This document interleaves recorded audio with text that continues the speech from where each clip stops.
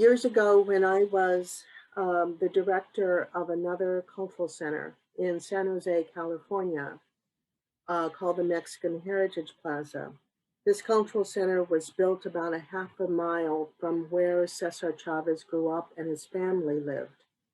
So I knew many of his family members. I knew his wife, his widow, um, and his grandchildren worked for me.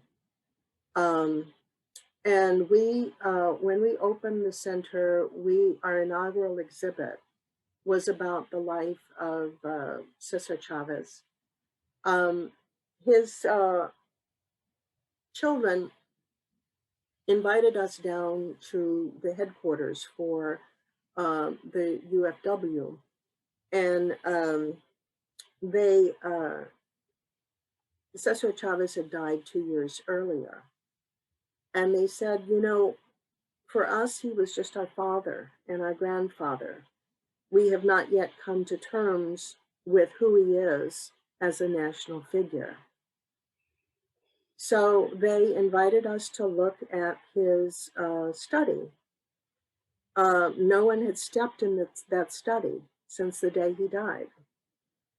And they opened the study for us so that we could look for collection items. And because we recreated rooms from his life, significant rooms from his life that we recreated, right?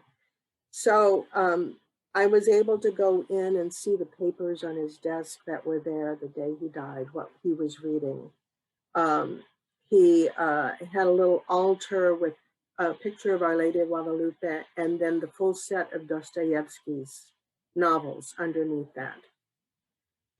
He was so well read. Every inch of that room from ceiling to floor was covered in books because any worker that he had to defend, he read everything about their industry.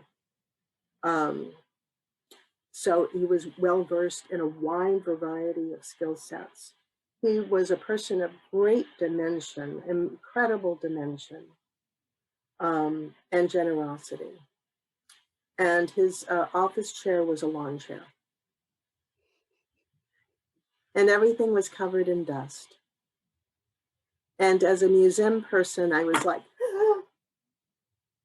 oh my God, it was in a slow state of decay. So I sat down with his children and said, you need to understand that this story is a national story that needs to be told. And everything is decaying, and you're about to lose everything that your grandfather created in that study. Let me help you. So I connected them with the Smithsonian's Materials Research Center, and they sent 8 materials research specialists to La Paz to basically recover the articles in his study. And now that exhibit that I created in San Jose was moved to La Paz, which is where their headquarters were. And the exhibit now kind of lives on in that center.